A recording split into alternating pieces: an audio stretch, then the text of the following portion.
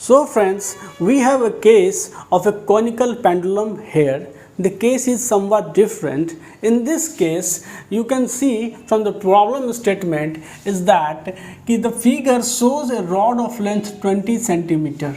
pivoted at one end. ये जो rod है ये क्या है, इसका लेंथ मान लो L है और ये कितना दिया हुआ है, तो 20 सेंटीमीटर का ये रॉड लेंथ है and it is pivoted at one end इस एंड से ये रॉड आपका पाइवोटेड है, ठीक है, and which is made to rotate in a horizontal plane. देखिए ये जो है ये हॉरिजेंटल प्लेन में ये रॉड जो है वो रोटेट करता है, ये जो है घूमता है और ये रॉड इसके साथ रोटेट करता है with a constant angular speed omega. Omega angular speed के साथ ये रॉड रोटेट करता है। A ball of mass m is suspended by a string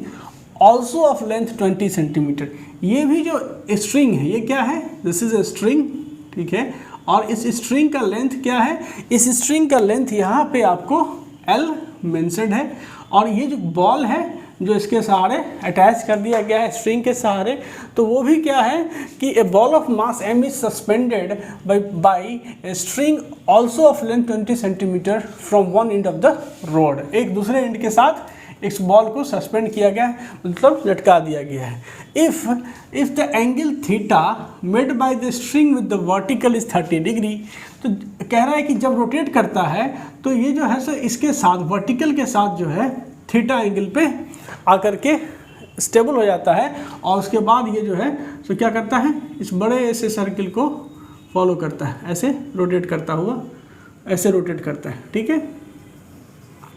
ऐसे ये रोटेट करता है। तो कह रहा है गैचेस कि find the angular speed of rotations. इस ओमेगा की वैल्यू पूछ रही है कि आखिर किस एंगुलर वेलोसिटी ओमेगा के साथ इसको ये जो है सो रॉड रोटेट कर रहा है, ताकि इसके सहारे ये हॉरिजेंटल रॉड भी जो है सो रोटेट कर रहा है और इसकी वजह से ये जो स्ट्रिंग के साथ जो ये मतलब बॉब अटैच्ड है वो वर्टिकल के साथ theta is equal to 30 degree पे इंक्लाइंड हो जा रहा है। आखिर क्या है वो एंगुलर स्पीड, ओमेगा की वैल्यू आपसे पूछी जा रही है, व्हाट इज ओमेगा। सबसे पहले देखो एक डायनेमिक्स को समझो। ये रॉड है, ठीक है, हम इसको रब भी कर लेंगे। ये रॉड है हॉरिजेंटल और ये मान लो इसके साथ वर्टिकल के साथ अटैच्ड है और अभी हम रोटेट नहीं कर रहे हैं, तो क्या होगा, हमारा जो ये है स्ट्रिंग ऐसे वर्टिकल ऐसे रहेगा अटैच्ड, ठीक है, ये हमारा ऐसे अटैच रहेगा। मतलब जब हमारा ये रोटेशन नहीं होगा तो ऐसे वर्टिकली स्ट्रिंग के साथ, क्योंकि वेट mg जो है सो नीचे लग रहा है, ठीक है, और टेंशन फोर्स ऊपर T लग रहा होगा। जैसे ही ये रोटेट करना स्टार्ट करेगा ओमेगा एंगुलर वेलोसिटी से, तो क्या होगा कि जब तुम इस फ्रेम में आके बैठ जाओ, इसके साथ अटैच हो जाओगे, मतलब तुम्हारा फ्रेम ऑफ रेफरेंस मान लो कि ये बॉब है, तो ये क्या होगा, जैसे ही ओमेगा से रोटेट होगा तो ये भी जो है स्पिंडल भी जो है सो ओमेगा से रोटेट होगा। तो कहीं ना कहीं क्या होगा कि इस ऑब्जेक्ट पे एक सेंट्रीफ्यूगल फोर्स क्या लगेगा, ओमेगा स्क्वायर, और मान लो कि इनिशियली मान लो ये L लगेगा इनिशियली स्टार्टिंग पे, तो क्या होगा कि ओमेगा स्क्वायर L इस पे सेंट्रीफ्यूगल फोर्स लगा इधर की ओर। अब क्या होगा कि धीरे धीरे जो है सो ये इस फोर्स के इन्फ्लुएंस में क्या होगा, इधर की ओर जाता जाएगा, इस साइड ये शिफ्ट होगा और थोड़ी देर के बाद एक ऐसी सिचुएशन आएगी जब ये यहाँ चला आएगा। इस केसेस में जो इस पे मान लो ये r डिस्टेंस अपने ओरिजिनल पोजीशन से r डिस्टेंस शिफ्ट कर गया, यहाँ आ गया, तो इस पे अब जो सेंट्रीफ्यूगल फोर्स लगेगा क्या लगेगा, m ओमेगा स्क्वायर, और यहाँ पे जो रेडियस होगा वो क्या होगा, ओरिजिनल ये लेंथ L था तो ये L plus R, centrifugal force उस पर ये लगेगा, और यहाँ टेंशन फोर्स T है, तो टेंशन फोर्स का एक कंपोनेंट जो है यहाँ पे T साइन थीटा इधर लगेगा और T कॉस थीटा इधर लगेगा। तो इसके यहाँ शिफ्ट होने के पीछे कारण क्या हुआ कि ये अब एक ऐसे सिचुएशंस पे है जिस सिचुएशंस पे इस पे लगने वाला जो टेंशन फोर्स T है उसका जो हॉरिजेंटल कंपोनेंट है और इसका एक वर्टिकल कंपोनेंट है, तो ये एंगल थीटा है, तो ये कंपोनेंट हो गया T साइन थीटा और ये कंपोनेंट हो गया T कॉस थीटा, ठीक है। तो ये एक ऐसे सिचुएशंस पे है, अगर आप तुम इस फ्रेम में जाकर बैठ जाओ तो क्या लग रहा है, इस पे एक सेंट्रीफ्यूगल फोर्स लग रहा होगा m ओमेगा स्क्वायर और इंटू क्योंकि सेंट्रीफ्यूगल फोर्स क्या होता है, मतलब m into centrifugal ACP, centrifugal acceleration, ठीक है। तो अपोजिट डायरेक्शन में एक्ट करता है। तो ACP की वैल्यू क्या होती है, v² होती है, और v बराबर क्या होता है, ओमेगा r, तो इसको ओमेगा² r लिख सकते हो, इसलिए तुम लिख रहे हो m ओमेगा² और r है। तो ये देखो यहाँ ओरिजिनली क्या था, तो ये डिस्टेंस था l, ठीक है, ये डिस्टेंस था l, और इसने यहाँ से यहाँ r लेंथ जो है सो यहाँ चला गया, तो m ओमेगा² r+l। तो ये एक ऐसे सिचुएशन में आपका बॉब है जहाँ पे कि फोर्सेस क्या है, बैलेंस्ड है, मतलब इधर के फोर्सेस इस फोर्सेस के साथ बैलेंस है, और ये जो t cos थीटा है ये mg के साथ बैलेंस्ड है, ठीक है। तो ये कैसा सिचुएशन है, तो इसके पीछे जो ये आपका जो ये थीटा एंगल से इंक्लाइंड हो गया, इसके पीछे कारण क्या है कि सेंट्रीफ्यूगल फोर्स लगना स्टार्ट हुआ, और जब तक कि उसका जो टी साइन थीटा कंपोनेंट था और सेंट्रीफ्यूगल फोर्स का जो पोर्शन था जो इधर की ओर लग रहा था, टी साइन थीटा कंपोनेंट इधर कम था क्योंकि अभी वर्टिकल है, धीरे धीरे ना एंगल बढ़ेगा तो टी साइन थीटा इधर की ओर जो फोर्स है वो बढ़ेगा। मेरे कहने का मतलब ये है, इसको मैं फिर से समझाने की कोशिश करता हूँ कि अभी क्या है, मान लो कि जब रोटेशन स्टार्ट नहीं हुआ तो उस समय क्या है कि ये ऐसे वर्टिकल है, इधर की ओर तो कोई फोर्स लग नहीं रहा है। जैसे ही स्टार्ट हुआ तो इधर सेंट्रीफ्यूगल फोर्स लगना स्टार्ट हो गया, क्या चीज़, m इसका मास ओमेगा² और इंटू ये जो रेडियस हो गया लेंथ l। तो जब लगना स्टार्ट होगा तो धीरे धीरे क्या होगा, इधर की ओर तो कोई कंपोनेंट था नहीं, तो सेंट्रीफ्यूगल फोर्स के इन्फ्लुएंस में ये यहाँ आ गया,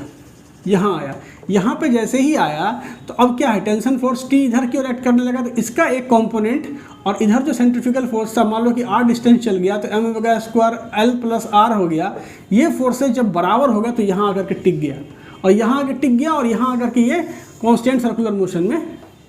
स्टार्ट हो गया। तो ये इसका डायनेमिक्स इनिशियल मूवमेंट पे क्या हुआ, यहाँ से यहाँ शिफ्ट हुआ, उसके रीज़न को आप समझ चुके होंगे।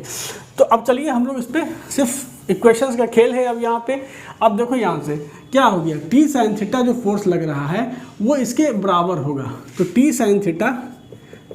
Theta is equal to m omega square और ये r+l। क्यों, क्योंकि ये जो बॉब है वो l रेडियस में नहीं मूव कर रहा है, वो r+l, ये जो लेंथ डिस्क्रेस हो गया, बढ़ यहाँ से जो यहाँ आ गया बॉब, ये r+l लेंथ के रेडियस में ये बॉब जो है वो रोटेट कर रहा है। तो m ओमेगा स्क्वायर r+l और t cos theta is equal to mg vertical direction में, डिवाइड कर दो, tan theta is equal to mm काट दो, ओमेगा स्क्वायर r+l बाई यहाँ पे g, तो यहाँ से ओमेगा स्क्वायर बराबर क्या आ गया, g tan थीटा बट्टा r+l। अब दूसरी बात देखो, यहाँ से ये जो r है वो एक्चुअली में क्या है, ये एंगल थीटा है,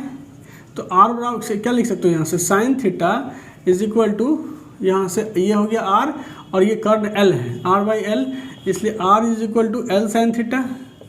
और l मतलब l साइन थीटा क्या 30 डिग्री मतलब l/2।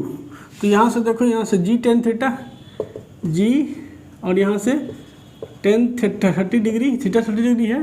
बाई r मतलब क्या चीज़ l/2 और प्लस l। तो ये कितना आ गया, यहाँ से देखो 10 इंटू tan 30 डिग्री 1/√3 बट्टा यहाँ से देखो l/2, तो इतना थ्राइस l इंटू यहाँ से 2 से मल्टीप्लाई हो जाएगा, ठीक है। तो ये हो गया 20/3√3 और इंटू जो l की वैल्यू वो कितनी है 20 सेंटीमीटर है, तो 0.20 मीटर में कन्वर्ट कर दीजिए इसको। जब इसको आप सॉल्व करेंगे तो ये 4.4 रेडियन के आसपास, एंगुलर रेडियन पर सेकंड के आसपास ओमेगा की वैल्यू आएगी। तो ओमेगा स्क्वायर था ना, दिस इज ओमेगा स्क्वायर, तो ओमेगा बराबर रूट अंडर दिस, और इसलिए ये 4.4 रेडियन पर सेकंड का आपको इसका वैल्यू निकल के आएगा। तो this was a very simple question. बस फर्क यही था कि लोगों को समझ में नहीं आ रहा है, यहाँ कन्फ्यूजन क्या हो जाता है कि अगर मान लो कि स्टैटिक सिचुएशंस था, ये आपका रॉड है और इसके साथ स्प्रिंग यहाँ लटका हुआ है, ठीक है, तो टेंशन T इधर mg नीचे, जैसे ही ये रॉड क्या हुआ तो ओमेगा से रोटेट करना स्टार्ट हो गया, तो जैसे ही स्टार्ट होगा तो क्या होगा, इसके साथ ये सेंटर भी स्टार्ट करेगा रोटेट करना, तो इस पर एक सेंट्रीफ्यूगल फोर्स इधर की ओर लगेगी। अब क्या है कि इस सेंट्रीफ्यूगल फोर्स को इधर की ओर काउंटर बैलेंस करने के लिए कोई फोर्स है नहीं, तो ये क्या होगा, धीरे धीरे जो है सो खसकेगा, ये आ जाएगा इस पोजीशंस पे, ठीक है। और इस पोजीशन पे जब आएगा तो अब देखो इस पे क्या, ये यहाँ से यहाँ डिस्टेंस कितना हो गया, ये था पहले l, यहाँ से यहाँ का लेंथ कितना था, l मेंशन था, तो ये लेंथ हो गया l, और साथ में ये r डिस्टेंस सपोज करो यहाँ r डिस्टेंस चला गया, तो सेंट्रीफ्यूगल फोर्स अब क्या लगेगा, इस पे लगेगा m omega square r plus L. और देखो इस मूवमेंट पे जब ये यहाँ आ गया तो टेंशन फोर्स T इधर की ओर ऐड करेगा, तो T साइन थीटा इधर की ओर ऐड करेगा। तो अब एक ऐसी सिचुएशन आ गई जहाँ से ये दोनों फोर्सेस क्या हो गए, इक्वेट हो गए, बराबर हो गए, तभी जाकर के वो वहाँ पे 30 डिग्री के एंगल से इंक्लाइंड हो गया, और इंक्लाइंड होकर के ही चारों तरफ रोटेट कर रहा है। तो T sine theta is equal to m omega square r plus जो l हो गया वो इस वजह से हो गया। मतलब ये जो इंक्लिनेशन के पीछे कारण क्या है, अचानक से जब रोटेट होना स्टार्ट हुआ तो क्यों 30 डिग्री से इंक्लाइन कर गया, ये आप समझ गए कि इनिशियली क्या था कि इसको इस डायरेक्शन में इस पर कोई फोर्स लग नहीं रहा था, केवल टेंशन फोर्स वर्टिकली लग रहा था। जैसे ही घूमना स्टार्ट होगा तो इस पर एक सेंट्रीफ्यूगल फोर्स आउटवर्ड एक्ट करेगा, और इस सेंट्रीफ्यूगल फोर्स को उस मोमेंट पे जब वो रेस्ट में था उसको काउंटर बैलेंस करने के लिए टेंशन फोर्स का कोई कंपोनेंट इधर नहीं लग रहा है, तो धीरे धीरे क्या होगा कि ये इधर की ओर सेंट्रीफ्यूगल फोर्स के इन्फ्लुएंस में यहाँ आ जाएगी। जैसे ही यहाँ आएगी तो ये स्ट्रिंग टेढ़ा हो जाएगा, और टेढ़ा हो जाएगा तो टेंशन फोर्स का एक कंपोनेंट अब इधर की ओर ऐड करने लगेगा। तो ये जो है इस तरह से तुम्हारा रेडियली इक्विलिब्रियम में आ जाएगा, मतलब T sine theta equal to this, मतलब ये रेडियल इक्विलिब्रियम में आ जाएगा, रेडियल इक्विलिब्रियम। तो ये जो मैं रेडियल इक्विलिब्रियम की बात कर रहा हूँ, मैं इसके फ्रेम में बात कर रहा हूँ। अगर मैं ग्राउंड के फ्रेम में रहता है तो फिर मैं रेडियल ये सेंट्रीफ्यूगल फोर्स लगाता ही नहीं, मैं जब ऑब्जर्व कर रहा हूँ वो इसके फ्रेम में बैठ के कर रहा हूँ।